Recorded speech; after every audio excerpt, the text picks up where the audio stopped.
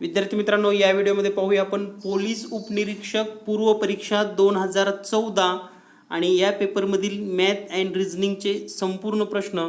चला तर पाहूया मग पोलीस उपनिरीक्षक परीक्षा 2014 या परीक्षेमधील सर्व प्रश्न लगेच.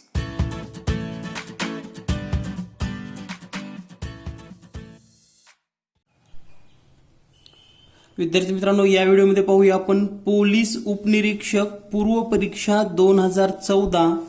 ही परीक्षा 18 मे 2014 रोजी झालेली आहे आणि या पेपरमधील सर्व गणित आणि बुद्धिमत्ता, मॅथ अँड रिझनिंग,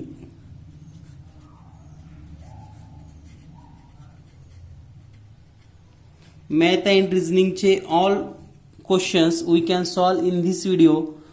तर पाहूयात महत्त्वपूर्ण असे प्रश्न. आणि जर आपण एमपीएससी परीक्षा देणार असाल तर विद्यार्थी मित्रांनो, यापूर्वी झालेले जे काही प्रश्न आहेत ओल्ड एक्झाम पेपर, तर यामधील गणित बुद्धिमत्तेचे प्रश्न नक्कीच पहा. त्याच धर्तीवर त्याला समांतर असे प्रश्न विचारले जातात, जेणेकरून तुम्हाला सहज आणि सोप्या पद्धतीने तुमच्या परीक्षेसाठी प्रश्न सोडवता येतील किंवा तुमचा कॉन्फिडन्स वाढेल. तर त्यासाठी एमपीएससीचे यापूर्वी झालेले सर्व पेपर्स, त्या पेपर्समधील गणित आणि बुद्धिमत्तेचे प्रश्न नक्की पहा. तर पाहूयात पहिला प्रश्न लगेच. पाहूया पहिला प्रश्न. या ठिकाणी एक तक्ता दिलेला आहे. अनुक्रमांक, व्यक्तीचे नाव, उत्पादन ज्वारी गहू. त्याचबरोबर एखाद्या व्यक्तीच्या नावामध्ये श्याम, ज्वारी 50 क्विंटल गहू 70 क्विंटल. राजीव, ज्वारी 50 गहू 40. संतोष, ज्वारी 50 गहू 60. रहीम, ज्वारी 70 गहू 80. अविनाश, ज्वारी 40 गहू 50.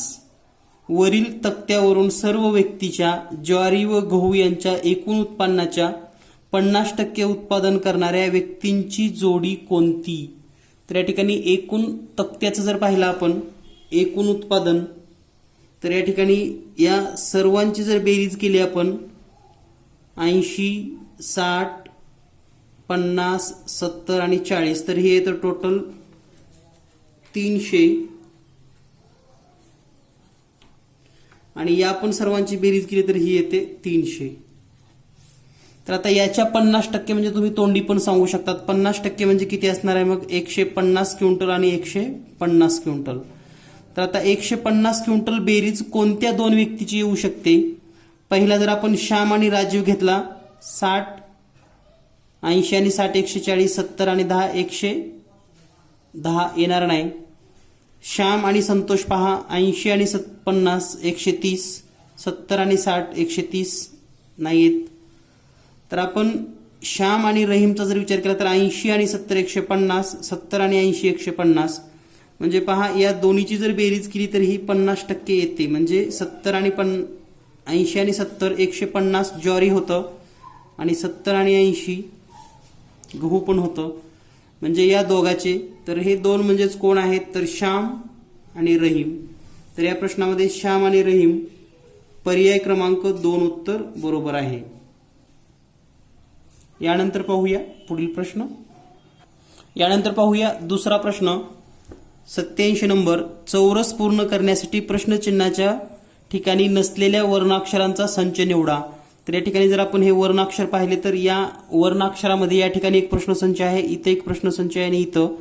तर आपण जर पाहिलं जी पी प्रश्नसंच, के प्रश्नसंच क्यू, आर प्रश्नसंच एल, तर मग यांचं नेमकं कसं निरीक्षण करायचं?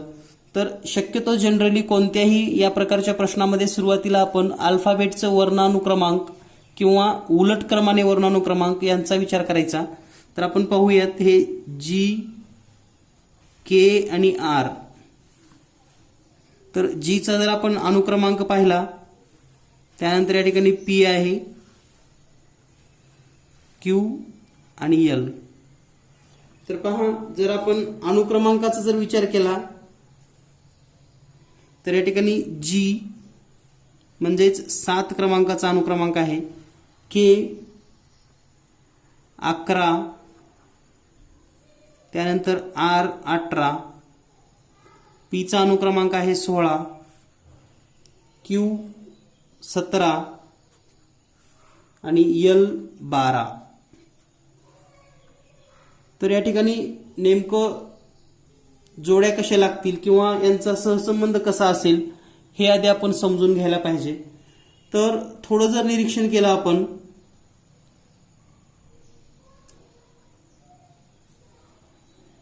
उत्तराकडे पण थोडं निरीक्षण केल्यानंतर पर्यायामध्ये एक लक्षात येतं की या ठिकाणी हे जी जी जी आणि जी चारही ठिकाणी जी कंपल्सरी आहे. म्हणजेच या ठिकाणी हे जी अक्षर कंपल्सरीच आहे सर्वच ठिकाणी आणि जी चा अनुक्रमांक येतो 7.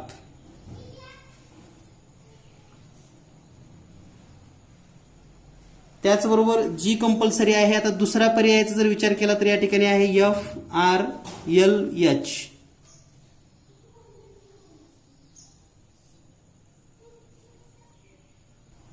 तर या ठिकाणी निरीक्षण केल्यानंतर तुम्हाला 7 आणि 11 18 दिसतं. तशा पद्धतीनं 7 आणि हे 17 या ठिकाणी 24 यायला पाहिजे, तर ते 24 पण नाही. म्हणजे हा तर तर्क होऊ शकत नाही. पण आणखी एक निरीक्षण केलं तर आडवी बेरीज पाहिली 7 आणि 7 तर मध्ये बेरीज येत नाही, कारण 17 आणि 11 28 होतं. तर दुसऱ्या निरीक्षणामध्ये एक तुम्हाला जाणवेल की 18 11 आणि 7 18 आणि 11 29 आणि 7 बेरीज येते 36. या ठिकाणी 12 आणि 17 29 7 बेरीज येते 36. म्हणजे ह्या तिन्ही उभ्या अक्षरांच्या अनुक्रमांकाची बेरीज 17 येते. तसं आता या ठिकाणी कोणतं अक्षर घेतल्यानंतर हे 6 आणि पुढचे 2 अक्षर मिळून या ठिकाणी 36 बेरीज येईल. तर अल्फाबेटचा जर विचार केला आपण, याचा 16 नंबर आहे. आता या दोन्हीची बेरीज यायला पाहिजे 20.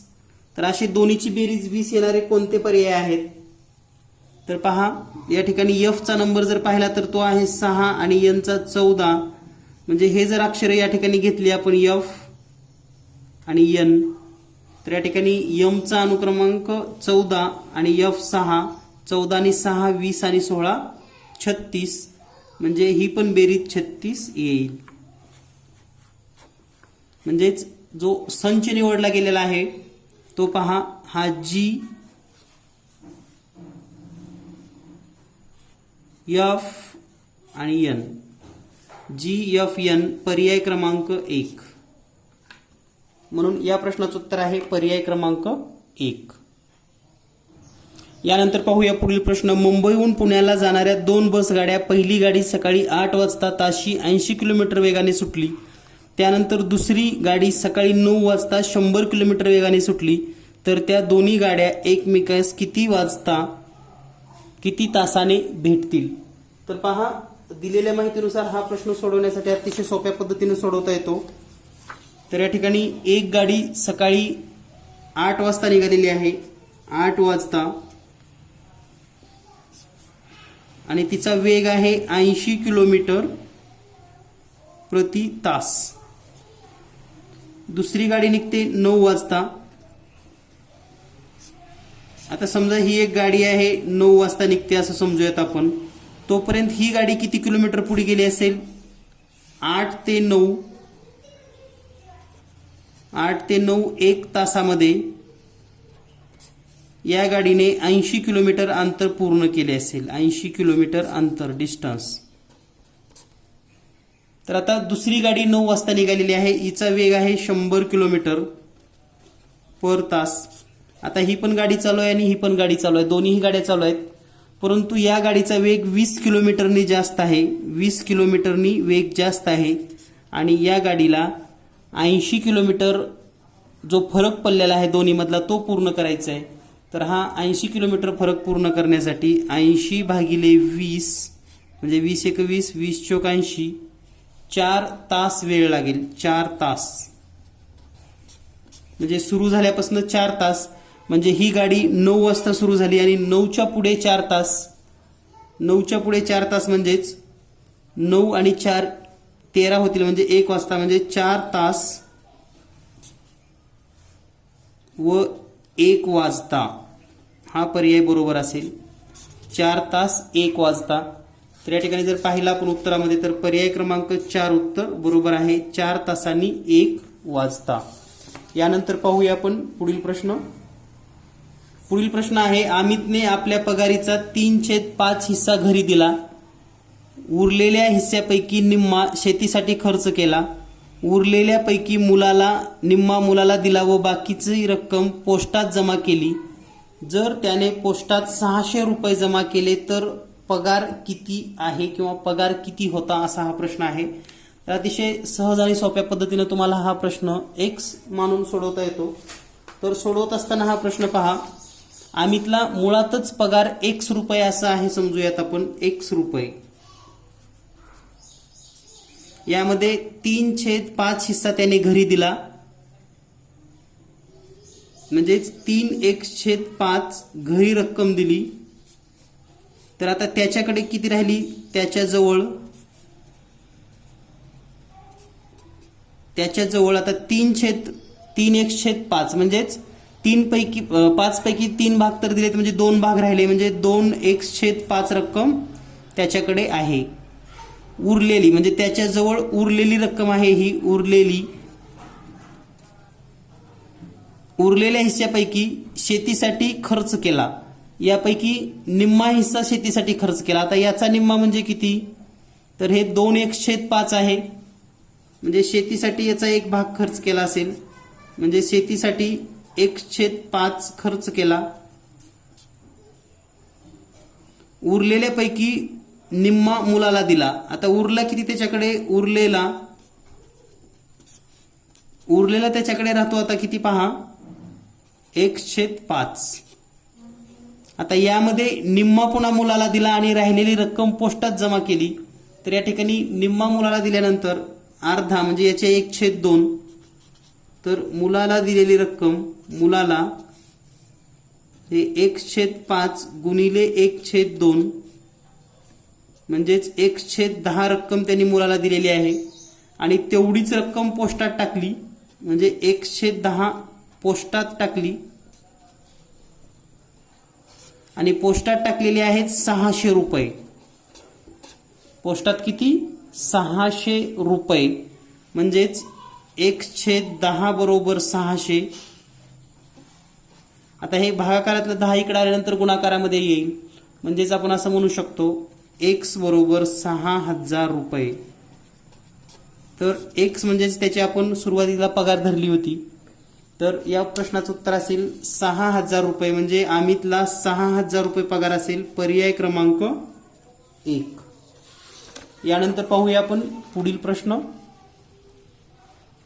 जर 3 गुणिले 2 बरोबर -26, 6 गुणिले 4 बरोबर -40 आणि 5 गुणिले 7 बरोबर -22 असेल, तर 4 गुणिले 2 बरोबर किती.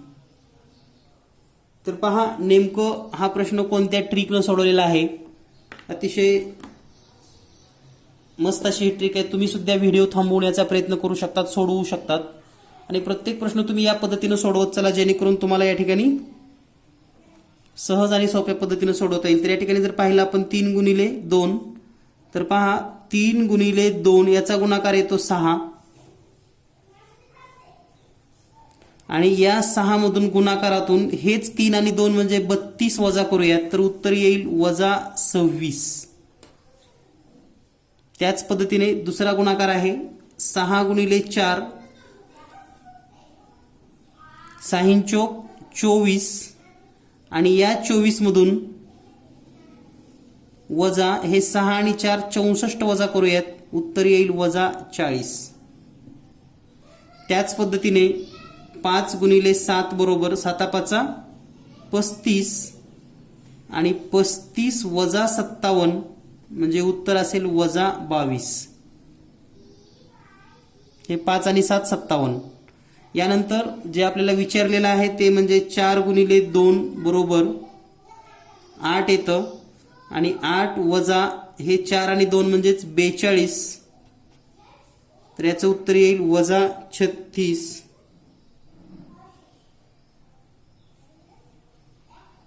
-34. 42 मधून 8 गेले -34, म्हणजेच या प्रश्नाचं उत्तर आहे -34. ऑप्शन नंबर फर्स्ट, पर्याय क्रमांक 1. यानंतर पाहूया आपण पुढील प्रश्न. यानंतर पुढील प्रश्न आहे, ए शहरात 52,000 लोकांपैकी 0.30% व्यक्तीकडे मोटार कार आहे. बी शहरात 48,000 लोकांपैकी 0.25% व्यक्तीकडे मोटार कार आहे. सी शहरात 50,000 लोकांपैकी 300 व्यक्तीकडे मोटार कार आहे. तर खालील कोणते सांकेतिक चिन्हे यांचे संबंध दर्शवतात? तर पहा, ए शहराचा जर विचार केला, ए शहर, तर हे 52,000 यांच्यापैकी 0.30/100% यांच्याकडे. तर आपण हे जर सोडवलं तर हे 2 शून्य आणि हे 2 शून्य कटतील. त्यानंतर 52 आणि 0.30चा जर गुणाकार केला तर हा गुणाकार येतो 156. त्यानंतर बी शहराचा जर विचार केला, बी शहर या ठिकाणी लोकसंख्या आहे 48,000 गुणिले या ठिकाणी 0.25% लोकांकडे मोटार कार आहेत भागिले 100. 2 शून्य आणि 2 शून्य कटली आणि 48 आणि 25 यांचा जर गुणाकार केला तर हे उत्तर येईल 120. तर सी शहरामध्ये 50,000 लोक आहेत आणि यांच्याकडे एकूण 300 मोटार कार आहेत. तर यांचा जर आपण चढता उतरता जर विचार केला तर सर्वात कमी आहे बी कडे, बी पेक्षा जास्त आहे ए कडे आणि ए पेक्षा जास्त आहे सी कडे. म्हणजेच A less than B less than A and A less than C हा ऑप्शन पहा आणि हा पर्याय क्रमांक मिळेल तुम्हाला पर्याय क्रमांक 2 मध्ये. यानंतर पाहूया आपण पुढील प्रश्न. या ठिकाणी पुढील प्रश्न आहे, एक घनाकृतीला 2 सलग बाजूने लाल रंग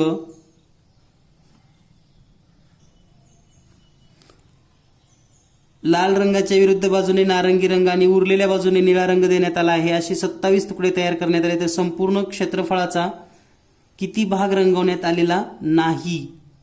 तर हा जो प्रश्न आहे तो आयोगाने ऑलरेडी कॅन्सल केलेला आहे. सो यानंतर पाहूया आपण पुढचा प्रश्न. पुढचा प्रश्न आहे, खालील विधाने तपासून पहा. एक तर रमेश व किरण एकाच वयाचे आहेत किंवा रमेश किरणपेक्षा वयाने मोठा आहे. दुसरं, एक तर सौरभ व संग्राम एकाच वयाचे आहेत किंवा संग्राम सौरभपेक्षा वयाने मोठा आहे. तिसरं, सौरभपेक्षा किरण वयाने मोठा आहे. वरील विधानातून खालीलपैकी कोणता निष्कर्ष काढता येतो?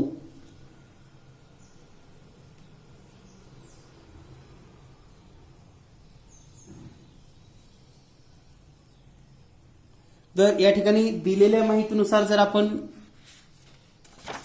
आलेखाचा वापर केला तर पहा, पहिलं विधान सांगते, एक तर रमेश व किरण एकाच वयाचे आहेत. तर आपण समजूयात की रमेश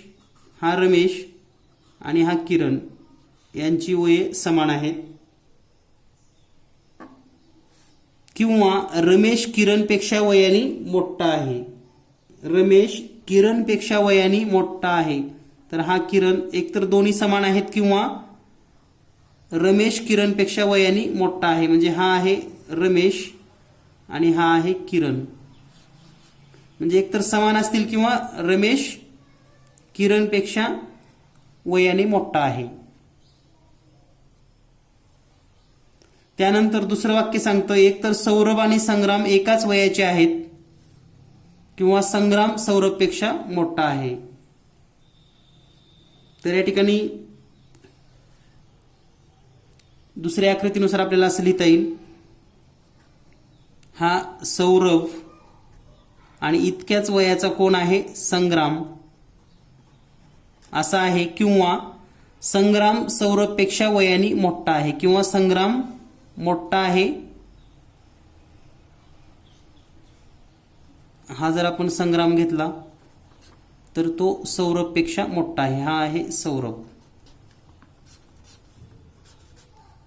आणि तिसरा आहे सौरभपेक्षा किरण वयाने मोठा आहे. आता हा जो किरण आहे हा सौरभपेक्षा मोठा आहे. तर सौरभ कुठं आहे? तर हा किरण. या ठिकाणी जर आपण किरण जर घेतला तर या ठिकाणी आपल्याला सांगितलंय सौरभपेक्षा किरण वयाने मोठा आहे. तर किरण मोठा आहे कुणापेक्षा? सौरभपेक्षा, म्हणजे हा सौरभ. तर ह्या तिन्ही वाक्याचा सहसंबंध ठेवून कोणतं वाक्य विधान बरोबर आहे हे आपण समजून घेऊयात. तर पहिलं विधान आहे किरणपेक्षा रमेश वयाने मोठा आहे. किरणपेक्षा रमेश वयाने मोठा आहे. आता हे एकतर समान असं म्हटलं त्यामुळे हे निश्चित पहिलं वाक्य नाही. दुसरं, किरण व संग्राम एकाच वयाची आहेत. तर किरण या ठिकाणी हा किरण के आणि संग्राम, संग्राम एकतर सौरभ इतका आहे किंवा सौरभपेक्षा जास्त आहे, पण निश्चित एकाच वयाचे आहेत असं आपण म्हणू शकत नाही. तिसरा आहे सौरभपेक्षा संग्राम वयाने मोठा आहे. सौरभपेक्षा संग्राम वयाने मोठा आहे. इथे या ठिकाणी दोन्ही समान आहेत म्हटलंय किंवा मोठा आहे, म्हणजे निश्चित सांगता येत नाही. चौथं, सौरभपेक्षा रमेश वयाने मोठा आहे. तर हा सौरभ पहा, या ठिकाणी सौरभ आहे. सौरभपेक्षा मोठा किरण आहे. आता किरण आणि रमेश एकतर सारखे आहेत किंवा रमेश मोठा आहे. याचा अर्थ किरण रमेश हा सौरभपेक्षा मोठा आहे. हे बरोबर आहे. कारण सांगतो तुम्हाला मी आणखी एकदा पहा. किरण आणि रमेश दोन्ही सारखे आहेत आणि किरणपेक्षा सौरभ लहान आहे, म्हणजे रमेशपेक्षा पण सौरभ लहानच असेल, म्हणजे रमेश हा सौरभपेक्षा मोठा आहे. विधान नंबर 4 अतिशय योग्य या ठिकाणी लागू पडतं. म्हणून या प्रश्नाचं उत्तर आहे पर्याय क्रमांक 4. यानंतर पाहूया आपण पुढील प्रश्न. यानंतर पुढील प्रश्न आहे शर्वरीचा जन्म बुधवारी 5 सप्टेंबर 2001 ला झाला. तिचा तिसरा वाढदिवस कोणत्या दिवशी येईल? तर पहा, 5 सप्टेंबर 2001 आणि या दिवशी बुधवार आहे. तर तिचा आपल्याला तिसरा वाढदिवस करायचा आहे. तर पहिला वाढदिवस तिचा 2002 ला असेल आणि या ठिकाणी गुरुवार असेल. तर हे सर्वसाधारण वर्ष असल्यामुळं एक दिवसानं पुढे तारीख येते तीच. त्यानंतर तिचा दुसरा वाढदिवस असेल 2003 ला. सर्वसाधारण वर्ष आहे 2002-2003, म्हणजे या ठिकाणी शुक्रवार असेल. आता हा पहिला वाढदिवस, दुसरा वाढदिवस, तिसरा वाढदिवस 2004 ला असेल, सप्टेंबर 2004. आता पहा, 2003 ते 2004 यामध्ये लीप वर्ष येतं आणि लीप वर्ष आल्यानंतर एक दिवसाऐवजी 2 दिवस पुढे जातात, म्हणजे शुक्रवार नंतर शनिवार न येता या ठिकाणी येईल रविवार. म्हणजेच या प्रश्नाचं उत्तर असेल शर्वरीचा तिसरा वाढदिवस हा रविवारी असेल, पर्याय क्रमांक 1. यानंतर पाहूया पुढील प्रश्न. यानंतर पुढील प्रश्न आहे राम घरापासून 15 किलोमीटर दक्षिणेकडे गेला व पूर्वेकडे वळून 10 किलोमीटर गेला. नंतर उत्तरेकडे वळून 5 किलोमीटर अंतर चालत गेला व पुन्हा पश्चिमेला 10 किलोमीटर चालत जाऊन थांबला. तर राम घरापासून तर रामनी जसा प्रवास केलेला आहे अगदी त्या पद्धतीने आपण या ठिकाणी आकृती काढून घेऊयात, म्हणजे आपल्याला क्लिअर होईल. तर राम घरापासून निघाला आणि 15 किलोमीटर दक्षिणेला गेला. तर या ठिकाणी 15 किलोमीटर दक्षिणेला हे जर आपण ड्रॉ करायचं असेल तर राम या ठिकाणी घर आहे त्याचं समजूया. हे घर, इथून तो दक्षिण म्हणजे खालच्या बाजूला या ठिकाणी आलेला आहे. इथं आला, हे 15 किलोमीटर अंतर आहे समजूयात. त्यानंतर तो पूर्वेकडे वळून 10 किलोमीटर गेला. इथपर्यंत आल्यानंतर पुन्हा पूर्वेकडे वळला. आता हे 10 किलोमीटर पूर्वेकडे आलेला आहे. नंतर उत्तरेकडे वळून 5 किलोमीटर अंतर. नंतर पुन्हा उत्तरेकडे म्हणजे परत या दिशेला 5 किलोमीटर अंतर. पुन्हा पश्चिमेला 10 किलोमीटर. पुन्हा परत तो पश्चिमेला 10 किलोमीटर आणि या ठिकाणी आता तो पोहोचलेला आहे. आता हे एकूण अंतर 15 होतं. आता हे 5 म्हणजे हे पण 5 किलोमीटर असेल आणि आता हे अंतर इथून इतकं अंतर जे आहे हे असेल 10 किलोमीटर. आणि आपल्याला असं विचारलंय तर राम घरापासून कोणत्या दिशेला व किती अंतरावर असेल? तर दिशा आहे दक्षिण आणि अंतर आहे 10 किलोमीटर. म्हणजेच 10 किलोमीटर दक्षिणेला. म्हणून या प्रश्नाचं उत्तर असेल पर्याय क्रमांक 3. यानंतर पाहूया आपण पुढील प्रश्न. यानंतर पुढील प्रश्न आहे, शाळेतील 288 मुलांना रांगेत उभे राहण्यास सांगितले. प्रत्येक रांगेत जेवढी मुले आहेत त्याच्या निमपट रांगांची संख्या आहे, तर प्रत्येक रांगेत किती मुले आहेत? तर पहा, जेवढे मुलं आहेत प्रत्येक रांगेमध्ये त्याच्या निम्मे रांगांची संख्या आहे. मग आपण काय करूया, रांगा x आहेत असं समजूयात, तर मुले त्याच्या दुप्पट असतील. तर प्रत्येक रांगेतील मुले किती असतील मग 2x, आणि यांचा गुणाकार येतो मग 288, कारण एकूण रांगा आणि प्रत्येक रांगेतील मुले यांचा जर गुणाकार केला तर 2x गुणिले x बरोबर 288. तर हे x म्हणजेच 2x चा वर्ग बरोबर 288. आता हे दोन इथं भागाकारामध्ये घेऊयात, म्हणजे x चा वर्ग बरोबर 288 भागिले 2. 2 न जर याला भागलं तर उत्तर येईल 144, म्हणजे x वर्ग बरोबर 144. दोन्ही बाजूचा वर्ग करा. x बरोबर म्हणजे वर्गमूळ जर काढलं तर x ची किंमत येते 12. तर रांगांची संख्या असेल 12 आणि मुलांची संख्या असेल 2x म्हणजेच 24. तर आपल्याला विचारले प्रत्येक रांगेमध्ये किती मुले आहेत, तर प्रत्येक रांगेमध्ये 24 मुले. पर्याय क्रमांक 4 उत्तर बरोबर आहे. यानंतर पाहूया आपण पुढील प्रश्न. यानंतर पुढील प्रश्न आहे 97 क्रमांकाचा. प्रश्नार्थक चिन्हाच्या ठिकाणी कोणता आकडा येईल? मी बराच प्रयत्न केला परंतु मला हा काही प्रश्न जमला नाही. जर तुमच्यापैकी कुणाला हा प्रश्न सोडवता आला तर नक्की सोडवा. या प्रश्नाचं उत्तर आहे ऑप्शन नंबर 3, पर्याय क्रमांक 3. यानंतर पाहूया आपण पुढील प्रश्न. यानंतर पुढील प्रश्न आहे प्रश्न क्रमांक 98. प्रश्न क्रमांक 98 मध्ये प्रश्नचिन्हाच्या जागी कोणता अंक येईल? 64, 36, 25, 1, 49, 9, प्रश्नचिन्ह 4 आणि 64 अशा पद्धतीने दिलेला आहे. तर हा प्रश्न सोडवत असताना आपल्याला काय करायचंय? तर हा प्रश्न सोडवत असताना पहा, याचं वर्गमूळ येतं 8, 36चं वर्गमूळ 6, 25चं वर्गमूळ 5 आणि 1चं वर्गमूळ 1. तर आपल्याला या ठिकाणी काय करायचं आहे?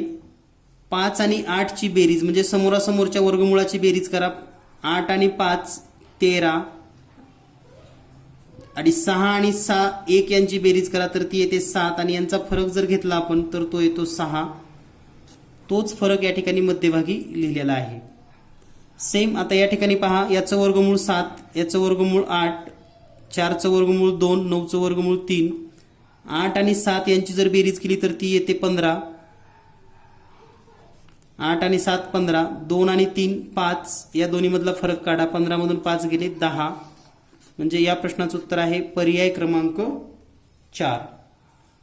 तर या पद्धतीने तुम्ही सोडवू शकतात. यानंतर पाहूया आपण पुढील प्रश्न. यानंतर पुढील प्रश्न आहे A, B, C, D, E आणि F हे 6 मित्र समोरासमोर बसून एका वर्तुळाकृती मैदानात खेळत आहेत. E हा D च्या डाव्या बाजूस आहे, C हा A आणि B च्या मध्ये आहे, F हा E आणि A च्या मध्ये आहे. तर B च्या डाव्या बाजूस कोण आहे?